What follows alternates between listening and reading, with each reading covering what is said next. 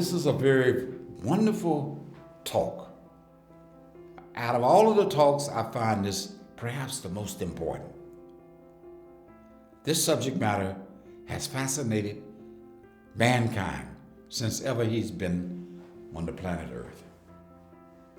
The subject matter is entitled The Awesome Power of the Universe, or as some people call it, the awesome power of God. Since most of the people in YouTube land are Christian, I grew up as a Christian. If you grew up in any community and read any holy book, they all said the same thing. Because the original founders had exactly the same experience, depending on how far they went inside this body. Everything exists inside this frail human body. Everything, including the Creator. The Creator has designed this body in a fascinating way. Since we're Christians, let me speak from a Christian point of view. In the chapter of John, in the Gospel of John, in the Bible, the very first chapter, in the very first 3 verses, it says, "In the beginning was the Word, and the Word was with God, and the Word was God. And God created everything out of this Word." What is this Word? What is he talking about? All of his awesome power comes from this Word. Very few ministers, not even the Catholic Pope, not even the head of most of religion, not even the teachers, even if they've gone to the best seminary schools, whether they be Muslim, Baptist, Catholic, Hindu, Chinese, or whatever religion, including the Jewish faith, or if they read different kinds of holy books, the original founders all speak the same about this Word. As a matter of fact, if you read their holy books, and I read many of them, let me just mention a few holy books. So if you wish to order them on Amazon or look for them in bookstores, they have strange names. The Bible is obvious. We know what the Bible is. It's got the Jewish understanding as well as the Christian understanding. But the Bhagavad Gita, you may have never heard of that one. What about the Mahabharata? You never heard of that one probably. These 2 holy books, or the Ararat, these 3 holy books deals with the Hindu or the Sikh type of religion. And these religions primarily have a language expressed in their holy books that say God was a word. But very few people have been able to unravel the meaning of the word. The word is the power source. It is the language of God. In Genesis, it says clearly that whenever the Lord speaks, worlds come into being. Let there be light. Let's eliminate darkness. Whatever he says takes power from that expression. But his word is not in English. It's not in Spanish. It's not in French. He speaks in a vibrational way. Vibration is his language. Music is his language. When he says something, vibration spreads everywhere in the creation. You cannot find 1 cubic millimeter of space in which his voice does not resonate. Anywhere in the universe, that vibrational wave is there.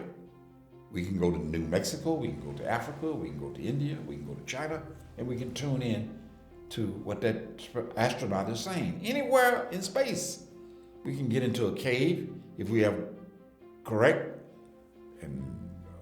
antennas.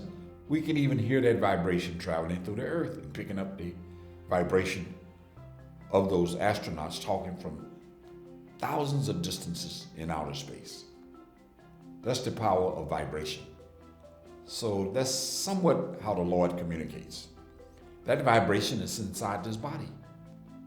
That power is so awesome that if you learn to put your attention upon it, Let me stress this. If you could put your attention upon that power, you will leave this body and fly very fast into the inner worlds and go very far depending on how well you can concentrate and how deeply you concentrate. Because that power will pull you to the extent that you can put love upon it. And love allows you to concentrate and makes it easy and effortlessly for you to travel. That power becomes a transportational device, and it can take you to the highest heavens where you originally used to live and be with your Father. So that power is awesome. I don't know how I can even come up with the words to try to give you some clarity of the power of that word. Let me come down to the lower levels now, then I'll end this conversation. As I talk to you, we use words here. Words are extremely powerful here. The next power to words would be money.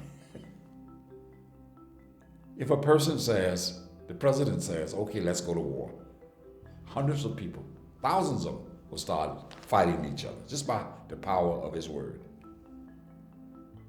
All president, all emperors, whether despots, can start a war just by using words. Human beings, all human beings are connected to God. All life forms are connected to God. But the human being is more so connected because God loves the human being more so.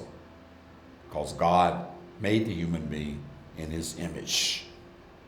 All holy books say that. I can explain that at a later date, but just given that as being the truth of these people who practice this art of going inside, that human beings are connected in a strange way. They're connected by a strange experience that we all seek, and that experience is love. When a baby is born, a baby needs love. If a baby does not get love, after so many days, they've calculated the baby will die, not of a lack of water or food, but it'll die because no human being is giving the baby love. Since we are made and connected with God, and God is all love, they said the best quality of God is love. He got other powers, but he's addicted to love. He's addicted to love like we get addicted to cocaine. You say, how can the Lord be addicted? He addicted because he's the only being that exists. Yes, you can quote me on that. All of the scriptures say that God is everywhere. If he's everywhere, then there's no other being. That means he's creating everything else from himself. All holy books say it. So if you imagine if you're the only being on earth, and there are no other species, maybe a few trees, water, fruits that you can eat, you'll become extremely lonely. You won't know why, but you'll be lonely because you get tired of the monotony of going to sleep, eating, defecating, pissing, tired of swimming, tired of making toys. You get tired because you say there's nobody to share it with. Love involves sharing. You get happiness from sharing, more so than you get from somebody giving you something. You made similar to the Lord in his image. The Lord gets happiness if he can share. But who's there to share if he's the only being that exists? He got all of this wealth, all of this power, all of these miracles, all of these gifts that he can give. But there's nobody to give it to. So what he does, he creates illusions. Just like a child. I remember when I was a child, I used to play when my mother left the house and left me there for a few minutes or hour or so.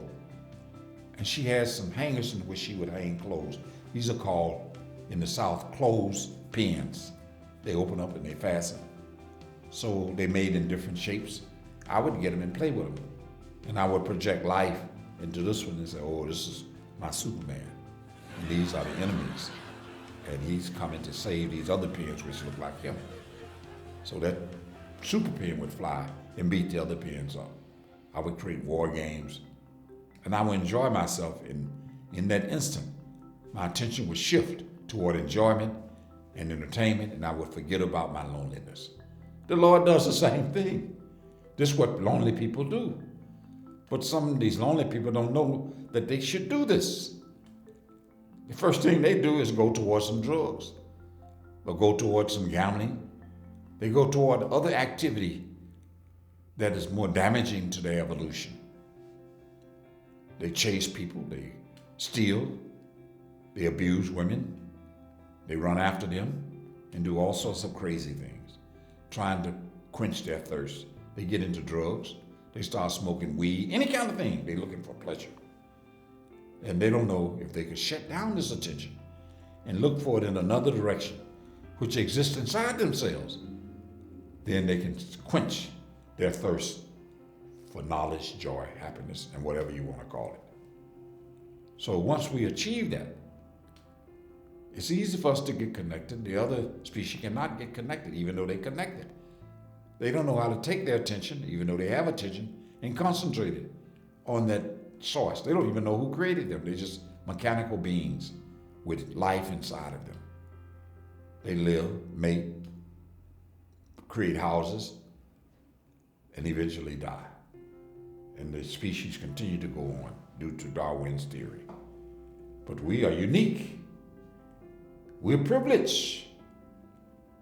And we don't have that much time to unravel the mystery of our purpose in our life, and also the main purpose or the awesome power of God. We don't know that we have that power buried inside the deeper recesses of our own consciousness.